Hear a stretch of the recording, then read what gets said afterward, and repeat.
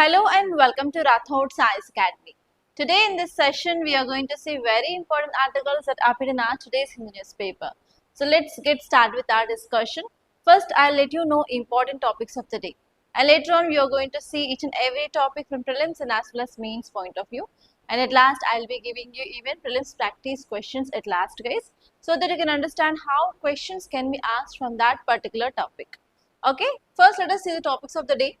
The first one here is HC, High Court to appoint amicus curiae for Kejriwal, others in excise case.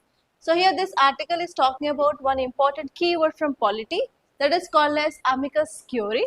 So here you may get a prelims based question on that amicus curiae, and this topic is important from your polity from GS paper 2. And next topic is Vizag based South Coast Railway Zone to come into effect in June. So this article is talking about one important railway zone, and this is 18th railway zone of our country. If there is any addition or deletion in major infrastructure in our country, UPSC wants you to know about that. And this topic is important from GS paper 1 under geography.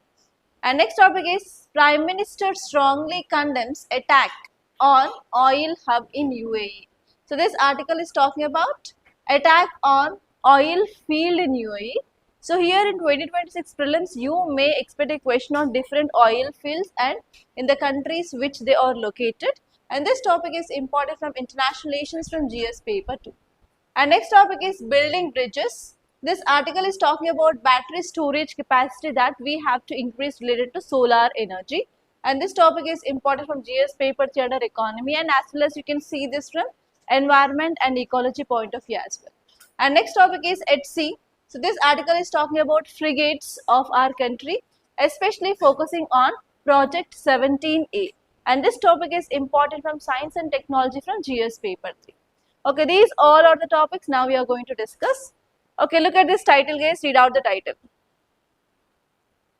HC to appoint amicus curiae or amicus curiae for Kejriwal, others in excise case. What do you understand by reading this title? Come on, what is the keyword? Keyword is amicus curiae or amicus curiae. Keep it aside and tell me what this article is talking about. Yes, now High Court is going to appoint amicus curiae related to Kejriwal. So what is the case in which he involved? Excise case or liquor case? Yes. In that liquor case recently Supreme Court also gave a clean chit related to him, right? So now here Delhi High Court is going to appoint amicus curiae for Kejriwal and others who are involved in this excise case. Okay, keyword here is amicus curiae or amicus curiae. So how can you get a question in your prelims? If there are any particular keywords, if there are there in use, UPSC has a tendency to ask question regarding that. How can they give question? Recently amicus curiae is seen in use. Which of the following option best describes it? That means it will ask you what exactly the meaning of amicus curiae, and they'll give you A, B, C, D options and you have to pick one option. That is a one possible question in your prelims.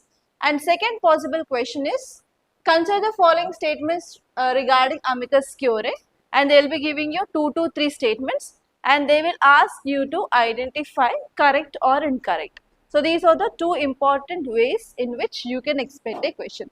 That means you have to understand what exactly the meaning of amicus curiae.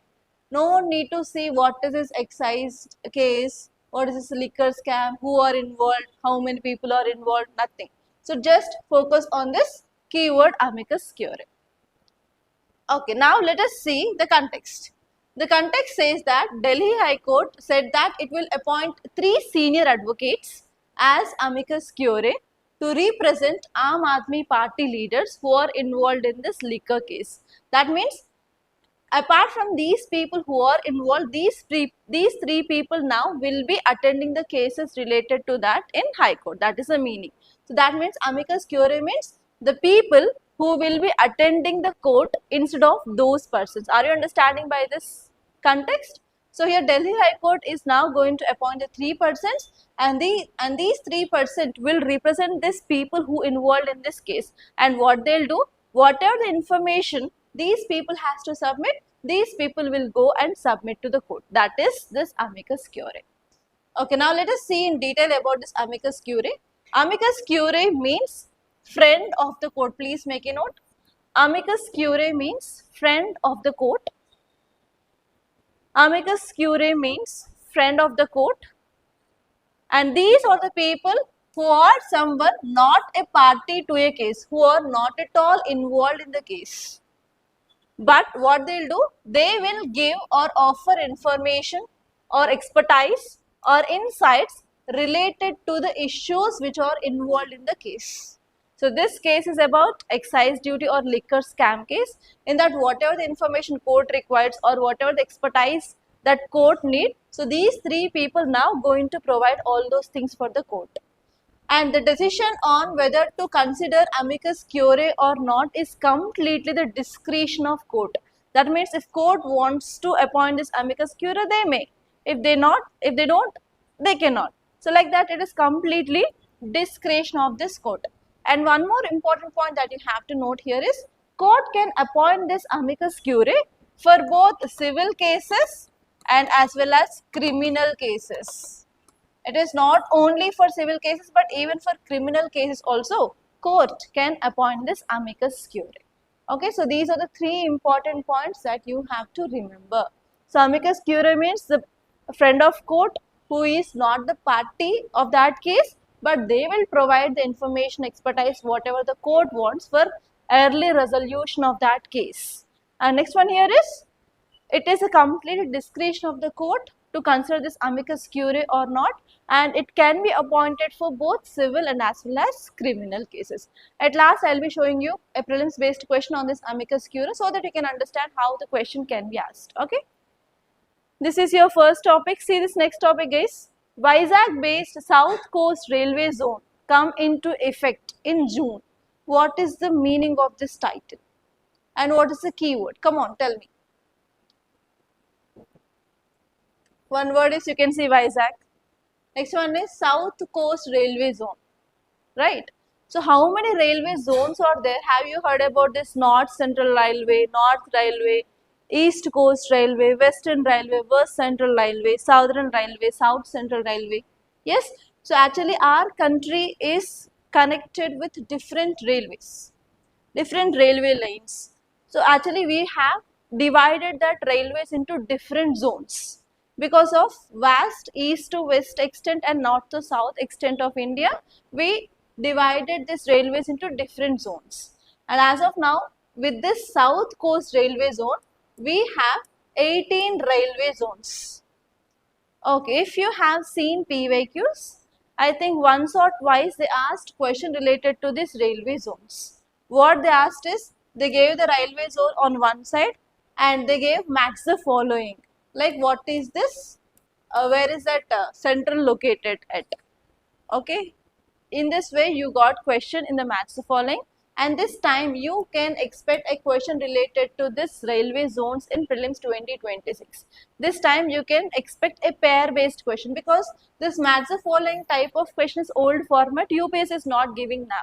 So now UPSC shifted to a new format, that is pair based question. So what they will give? They will give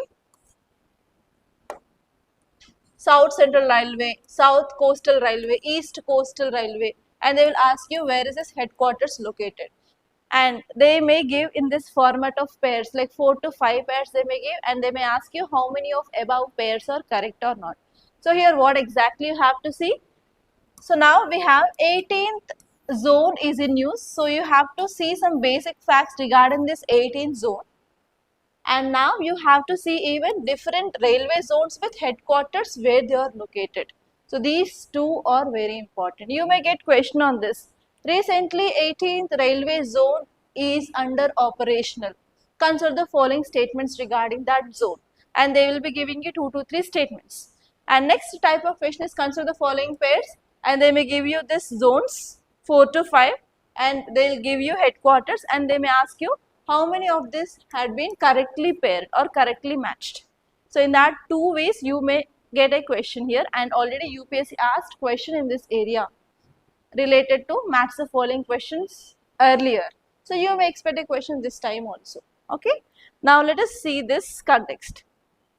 Ministry of Railways announced that South Coast Railway, it is India's 18th railway zone and headquarters is located at Visakhapatnam, will be operational from June 1st onwards. From June 1st onwards, the South Coastal Railway Zone is going to come into operational. And where the headquarters located? You have to remember this, Visakhapatnam. Very, very important case. And what you have to see is, you have to make a notes in this format, guys. You have to draw India map, draw this. You know these directions, right? In CSAT, you know about north, south, east, west, southeast, like that. So here you have to see western, located at Mumbai. West central, where it is located. Eastern, northeast frontier is located in Assam, that is Guwahati. So like that you have to say south, where exactly? South central, southwest, southeast. Now we have south coast and we have east coast. Only this coastal region, as of now we have only two. One is east coast and now the new one is south coast. So like that you have to draw a map of India and you have to see exactly where this headquarters are located. If you draw in this way, you will be having practice of map also, and even you can remember that headquarters easily. Okay. Yeah, now let us see some facts regarding the South Coast Railway Zone. It is 18th railway zone, and when it was approved in year 2025, and it is going to be completely operational from June 1st, 2026 onwards. And it was created based on Andhra Pradesh Reorganization Act. So actually because of this act, Andhra Pradesh had been divided or bifurcated into two states, right? So based on this act, at that time itself they decided that they are going to have a railway zone. Okay, based on this act, they created this new railway zone. You have to remember this act also, they may ask. And next one is, this new zone had been carved out from two important zones. First one is East Coast Railway and next one is South Central Railway. South Central Railway headquarters is located at Secunderabad. East Coast, Odisha, Bhubaneswar. Are you understanding? So like that you have to see. So this new railway zone had been carved from these two, that is South Coast Railway and as well as South Central Railway. And now the new zone headquarters is in Visakhapatnam, AP, guys. And even you have to see divisions also. We have three divisions. First one is Vijayawada division, next one is Guntur division and third one is Visakhapatnam division. Okay. And what is the importance? Why we came up with this kind of zones? What is the use of coming up with this kind of zones? What do you think is? First one is, we can improve our transportation system, yes or no? If you are having many zones with headquarters, means we can go for proper operation of these railways in our country.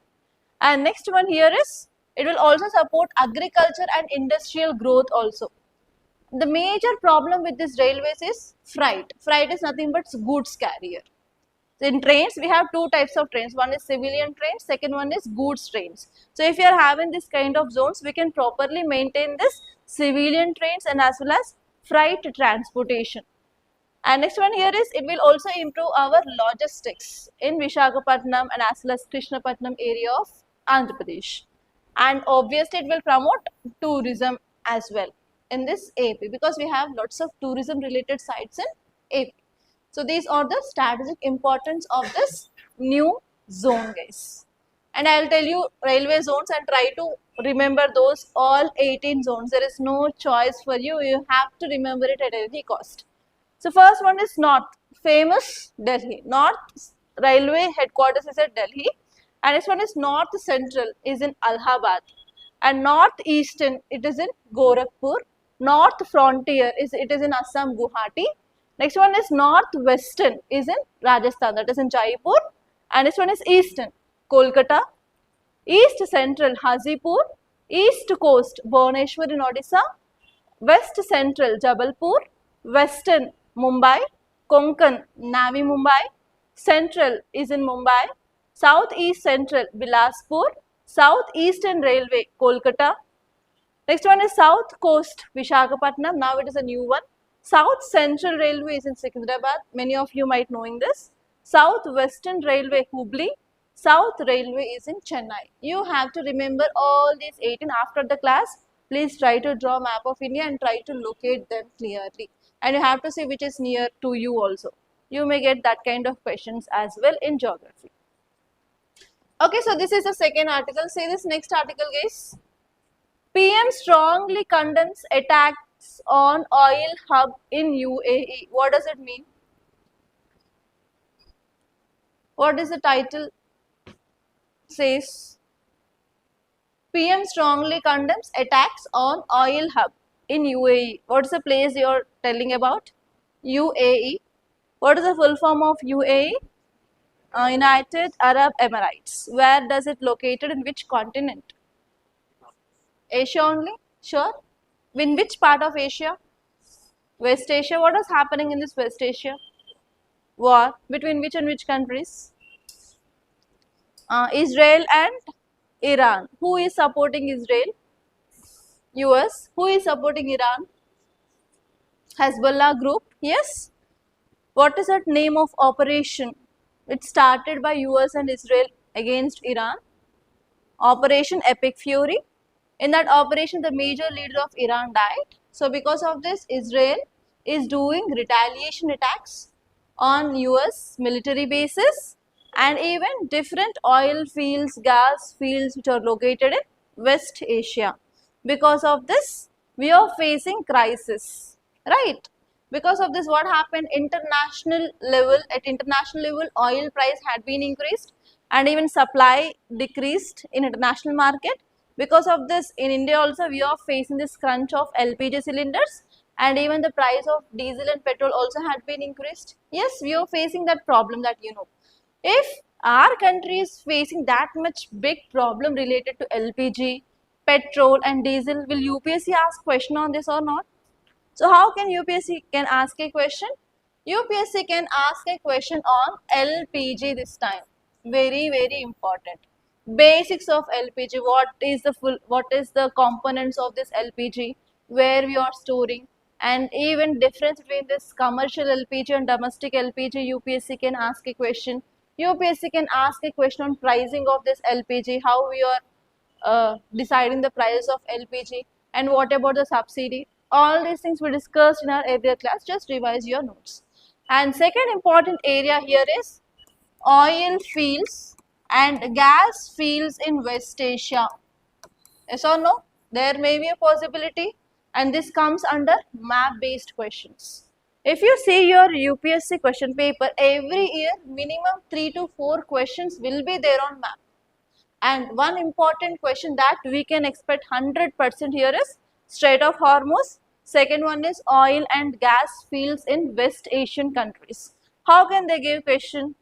They'll give you a small simple question like, here they gave about Fujairah oil field. They'll give you oil fields names. They are seen recently in news. What are they? Option A, nuclear sites. Option B, oil and gas fields. Option D, submarines. Like that, they will be giving you a simple question. If you are getting a simple question, you are lucky. You can identify that and you can mark the right answer.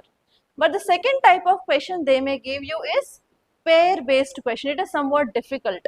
What they will do here is, they ask question in this way. Consider the following pairs: Fujairah oil field, Oman; Natanz oil field, Iran. So like that, they'll give you 4 to 5 or 3 to 4 pairs, and they'll ask you to identify correct pairs. That means they are testing your memory here. So here in this way also you may get a question, and you have to know important oil fields which are seen recently in news, and you have to make a list of that and you have to revise them before you are going to your exam. Okay. So these are the two types of questions that you can expect, guys. Now here, if you see this title, it is saying that there is one attack happened in UAE in one oil field. The name of that oil field is Fujairah oil field. It is located in UAE. Here this article is saying that PM is strongly condemning this attack. That means he is not accepting this attacks. Yes or no? That is the meaning of this. Why PM is not accepting this attacks? Because In that attack, around 3 Indians they were injured. So because of this, it is a cause of concern for our country, because it is a responsibility of our country to provide safety for Indians who are there in other countries also, right? So because of this, Prime Minister is condemning this attack which happened in this Fujairah oil field in UAE. Are you understanding? Okay. Now let us see some important oil fields. Please make a note, guys.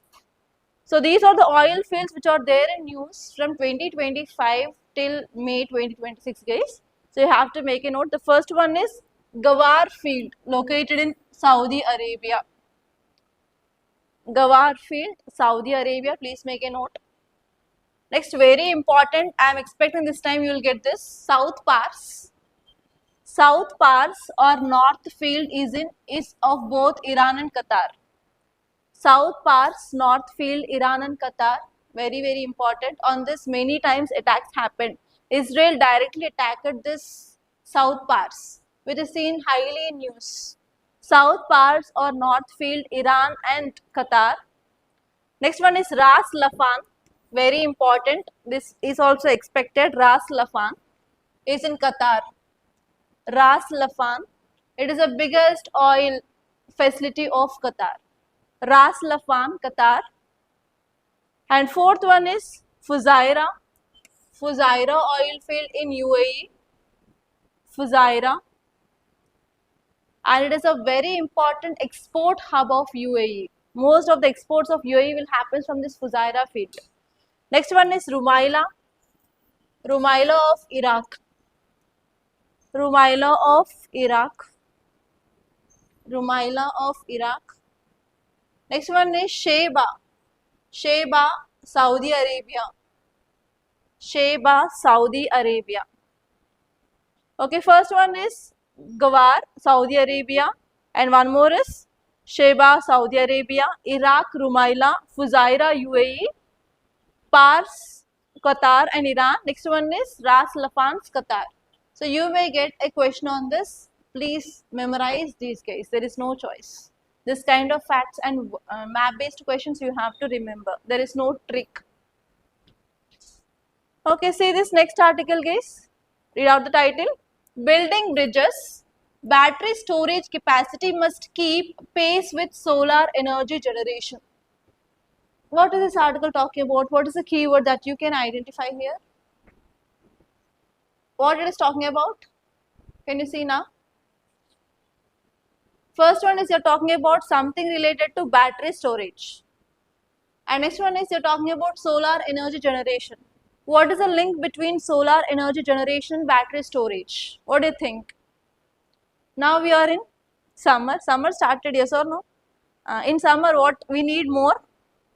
We need electricity more.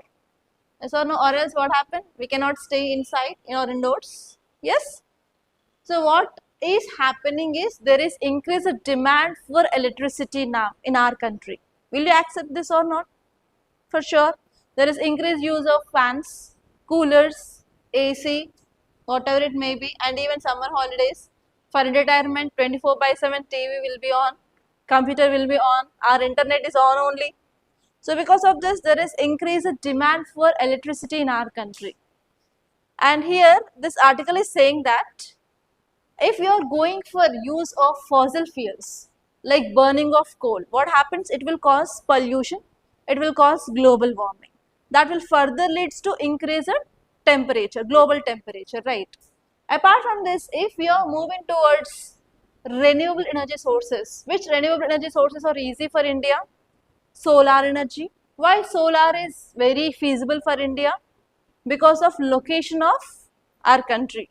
Our country is located in tropical region or temperate region? Tropical. If you see the location, 23.5 degree north. What is that? Tropic of Cancer, yes or no? If you see the globe, which are the important latitudes? 0 degrees, 23.5 degrees north. Here we have south, okay, 90 degrees north here and 90 degrees south here. So exactly India is located here. The most part of India is located in tropical region. Even some part above this also there in this temperate region, but overall we will calculate India's location is in tropical region.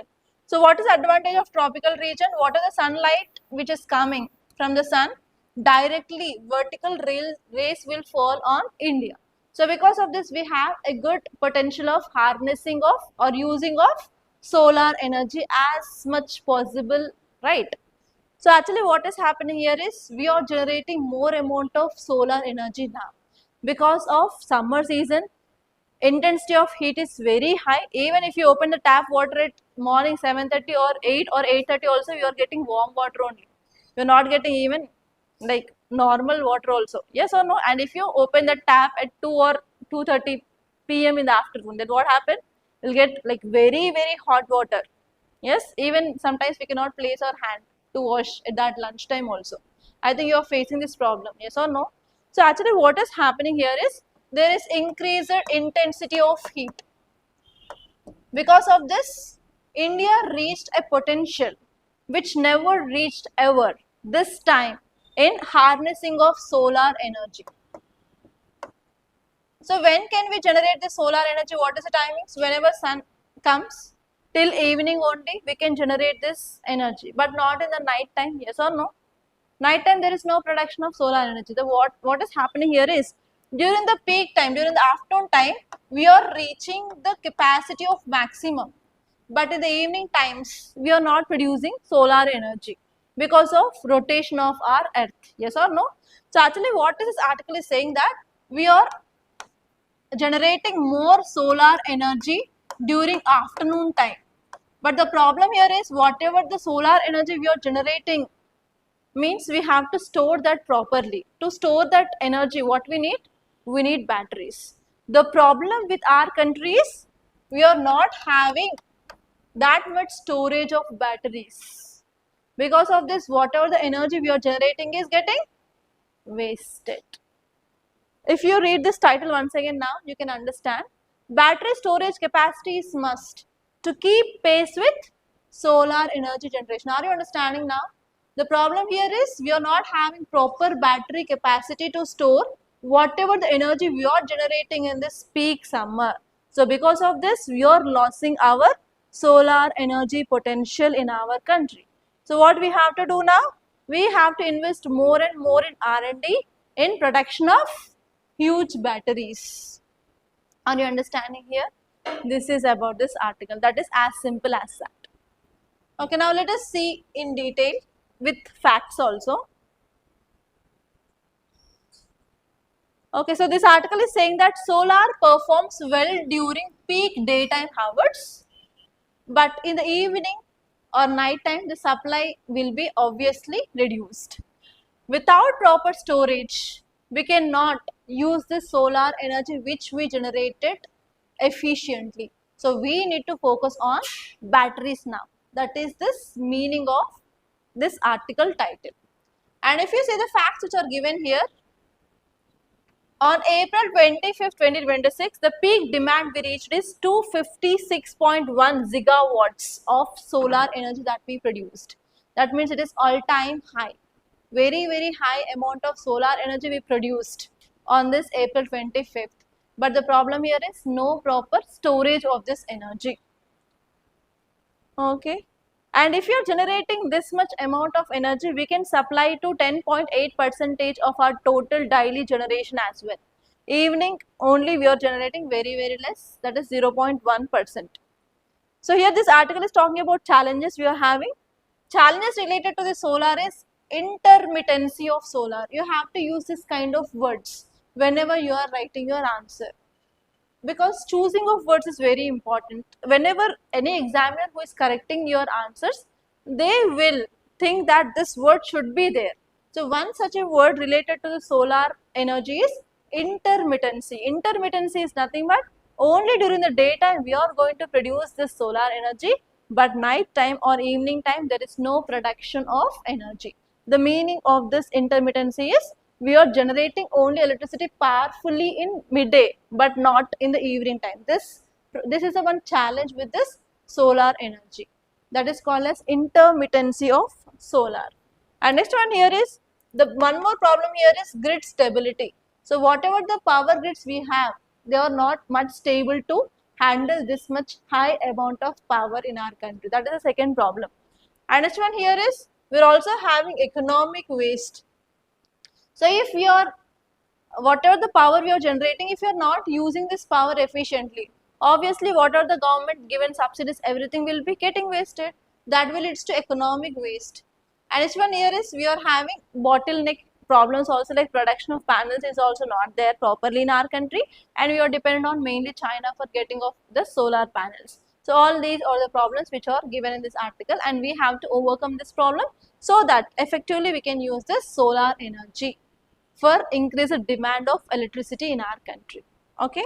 On one side electricity demand is there, on another side we can also produce more and more solar energy. We can divert this energy towards this demand, but the problem is no proper storage. So we have to overcome this problem so that we can meet the needs of the people efficiently, guys. That is about this topic.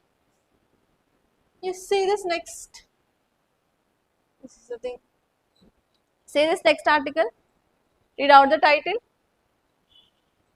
At sea, the expansion of high-end frigate fleet must be in step with perceived threats. What does it mean? Come on, tell me, guys. What is the meaning of this article? What do you understand? At sea, it is talking about something related to water. It is talking about frigates. What are these frigates? They are the equipment used by Navy, right? Next one here is, it must be in step with perceived threats. What are the threats we have in the water? Threats in water. We are having a very large coastline. What is the length of India's coastline? 11,098 kilometers according to new records. Okay, now tell me, guys, what are the threats which we have from this Arabian Sea, Indian Ocean? Here we have Bay of Bengal. What are the threats do we have? Terrorism is one important threat. Mumbai terror attacks, how this terrorist came through this water route only. Next, terrorism is one important threat. Here we have West Asia, Persian Gulf. What is the problem here? Here we have which country? What happened near Sri Lanka recently? Ship of US got attacked. Yes? Yes or no? Recently we had multilateral exercise in our country in Visakhapatnam. The ship which came to participate there, which is returning, which had been attacked. Yes? Next.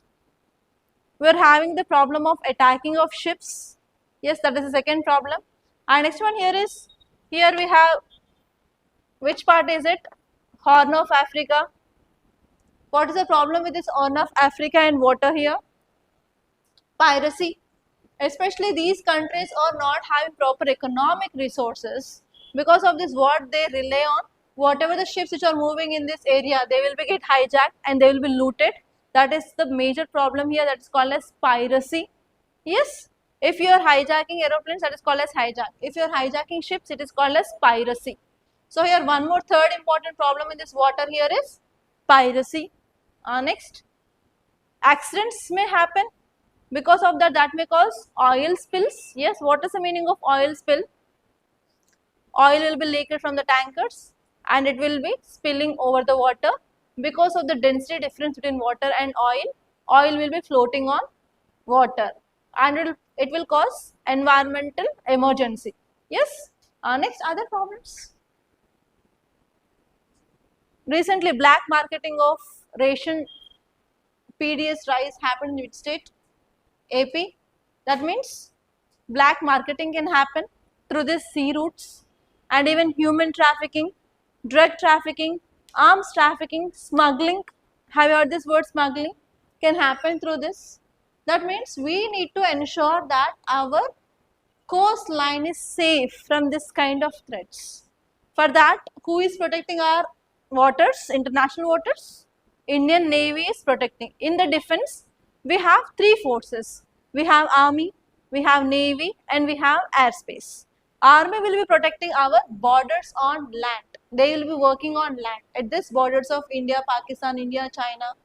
And what about this Navy? Navy will be protecting this waters because of huge coastline.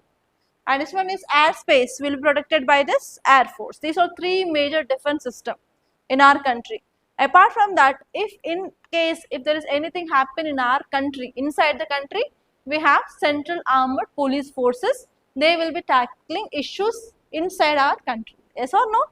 So here now to tackle this increased threats, we need to empower Navy with more and more equipments.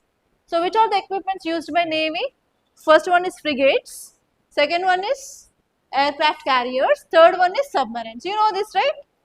Okay, so recently we discussed about submarines in our class. Which submarine had been commissioned by Indian Navy recently? Yes, INS Aridhamman. You know that. Okay. Now this article is talking about especially what is this frigates. So development of frigates, for this development of this frigates, government came up with a project called as Project 17A. So this article is saying that if we want to overcome these threats in these waters, we have to empower our navy with high-end frigates. Because of this, it is in news. Are you understanding? So recently, 4 days ago, one frigate had been commissioned into Indian Navy, that is INS Mahendragiri. Because of this, now they gave one editorial. Are you understanding? So under this project 17A, government developed frigates. In this frigates, recently we inducted INS Mahendragiri into our Indian Navy on April 30th. So now we have an editorial on this. So here what exactly you have to see? You have to see about this project 17A. Okay, so how can you get a question? Consider the following statements regarding project 17A.